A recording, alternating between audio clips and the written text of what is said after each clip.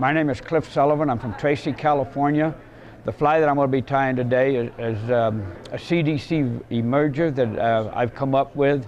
It's a parachute, and I'll be putting CDC in as the parachute system on it. The hooks that we're going to use is a Gamakatsu C13U. It's a real nice keel balance hook. It's more like a scud hook from some of the other companies, but it's really a wide gape. Makes a tremendous emerger pattern. For the body, I'll be using turkey tail feathers. They come in, you can get them in any color you want. On this particular one, we're going to be using the bleached one. The turkey feathers are really nice because they have such long fibers in them, and it can really works out nice for you. For the post, I'll be using some of this Float Viz. I'm having a little hard time seeing my flies at low light conditions, and this stuff really catches the light, and it makes a good parachute post. I'm going to be using a 12-aught Georgia Benici's thread on this, and this will be a pale yellow color. And the dubbing that we're going to be using on this is going to be a super fine dubbing. So we'll get started. Okay, I like to use the Georgia Benici's 12-aught thread in this. On this particular fly, I'm going to be using a pale yellow. And I like to put a very good thread base on my hooks when I'm putting materials on. So I'm going to make sure that the thread goes all the way back down around the bend. And I just keep wrapping until I get right about there where it hangs nice and down below the bend. And then I'm going to remove the tag end on this one. And then I have a piece of very small, fine silver wire here that I'm going to be putting in on the rib.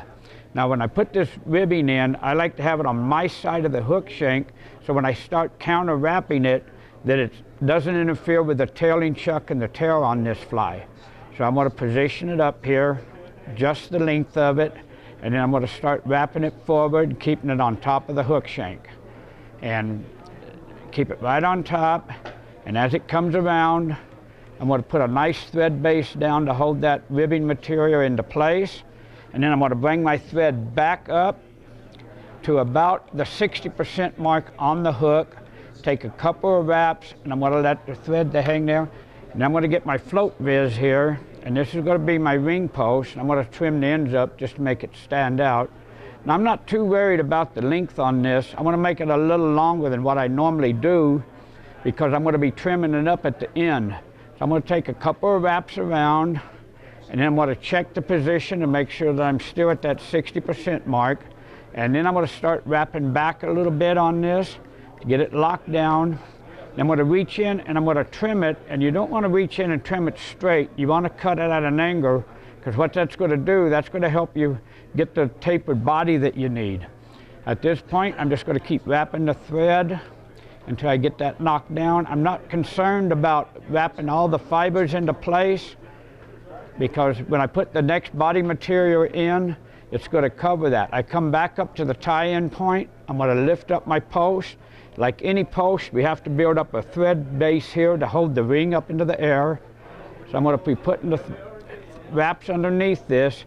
Being that I'm using a small diameter thread, it's going to take a few more wraps than what it normally would with a larger diameter thread to get this ring post to stand. And we'll just keep building it up. We're going to check it a little bit more, and that should be about right. There we go.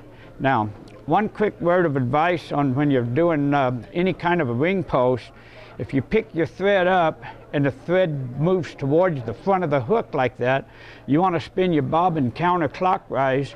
You want it the loop to actually go to the back part of the hook like that, and that's going to really help in posting this. This is a really soft material, and the best way that I've found to do it, instead of starting to post at the bottom and post up and then back down, I will actually palmer my thread up to about the 1/8 inch mark, and then I'll actually do the posting coming down. When I start posting this, I'm actually going to palmer the thread up a little bit. It takes about 3 or 4 wraps to get it up about 1/8 of an inch to 3/16 of an inch up, and then I'm going to start posting down on it instead of the traditional way of posting up and then down, and just keep posting and just keep wrapping the thread in, build a nice post up here. There we go. Now it's actually coming down, and you can actually wrap it pretty tight now without doing anything, without it flopping over on you. And we get the post up. And then once I get it posted, I'm going to run my thread back down to the original tie-in point. And at this time, I'll take my scissors. Any of the little fibers that's kind of sticking out in the way, they can be removed.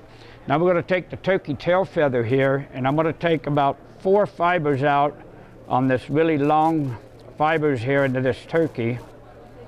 And now when I tie these in, I'm going to take them and I'm going to tie them in with the shiny side facing up.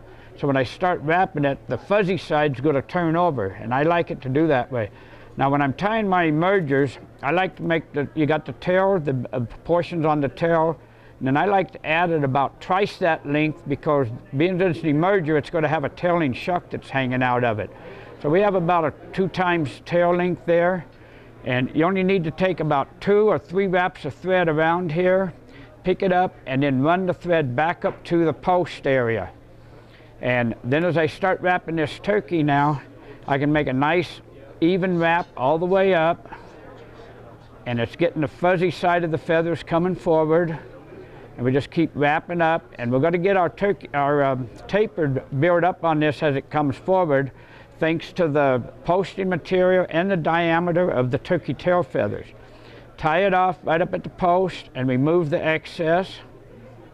And then we're going to take our ribbing material, and being that I wrap the turkey with the going into the wards away from me, I'm going to take the ribbing material and I'm going to counter wrap it the other direction. I'm just going to primer this ribbing material, trying to keep nice even spacings on it as it's coming up, and just keep bringing it on up. And once I get to the post, I'm going to put 1 more wrap in there. Then I'm going to come in front of the post, and I'm going to take some nice wraps around here, and then pull it back, take the back part of my scissors, and I can remove the ribbing material. And then I'm going to take my thread, and I'm going to lock that down in the front, right up in here where we had it. And then I'm going to bring my my ribbing material behind the post. Now at this time, this is normally where you put the hacker in for the parachute material. What I'm going to do on this one, being I'm not going to have the stem of the feather to put in, I'm going to make a dubbing loop. So I'm going to put my dubbing loop in, a couple of wraps around, get a couple of wraps around the base to hold it in, and then pick it up, and then come back around my thread and make it nice and tight, and it'll stay right up out of my way at this time. And I'm going to take the superfine dubbing, and I'm going to take kind of a yellowish cream colored here that matches the color of the feather that I'm using for the body and the thorax on this. The best way I find to put this on is just kind of lay it alongside the thread and loosely just kind of wrap it. Make sure you don't get any bumps or lumps in it. And then I usually just take and I cut the dubbing off at the end, and that gives me a nice clean finish on it. And then I'm just going to take my thumb and finger, and I'm going to twist it up on my thread nice and tight. And at that point, I'm going to slide it right on up the thread, right to where it comes in, shorten my thread up to a working distance. Now most of the dubbing on this is going to go behind the post into the thorax area. You got to keep the little dubbing loop open. Then we're going to come up here into the front. We're going to put some into the front, coming back around behind again, and some more up into the front. Come behind, into the front, and that's going to be just about enough dubbing on that. Now I've got a little turbo dubbing spinner here that I find works the best for this, and you can hold it, you can spin the dubbing loop. The ones that spread the loop open really works easy on this. You can use about anything you want, but I prefer this type. We'll put the dubbing spinner in, and I'm going to let it hang, and I'm going to take my 2 CDC feathers that I have. And again, I'm color matching to what I'm putting onto the other feathers in the fly. It's a cream colored CDC. I have 2 of them here, being that this is a pretty large fly. I'm going to use 2 feathers. I'm going to line the stems up. And once I get the stems lined up, then I'm going to stroke the fibers back to where they kind of stand out. I'm going to reach down here and I'm going to hold the stems.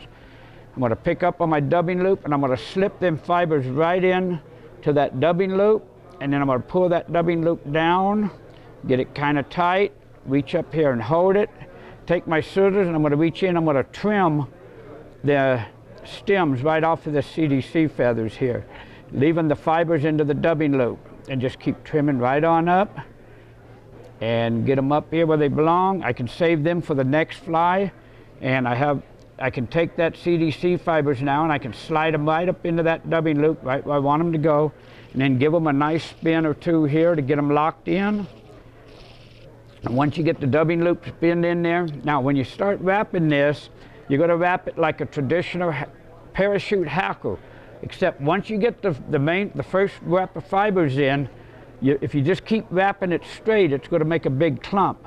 So what you have to do is when you come around, you go underneath them, come up under them, and that lifts them up. Come up over the eye of the hook, come underneath them on this side.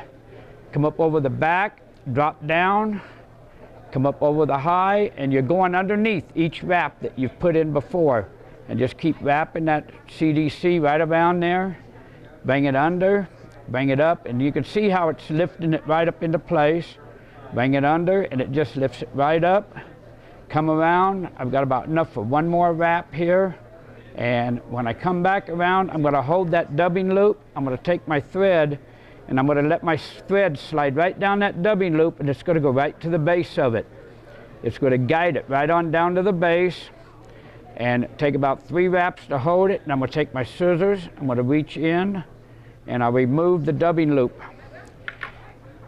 Now at this time, I'm going to stroke all the fibers up, and then I'm going to go in, I'm going to form the head on this fly, and get a nice head formed on it here.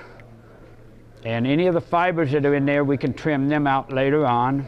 And I'm going to get my whip finisher, and I'm going to come in, I'm going to pick them up, and I'm going to whip finish the head on this fly.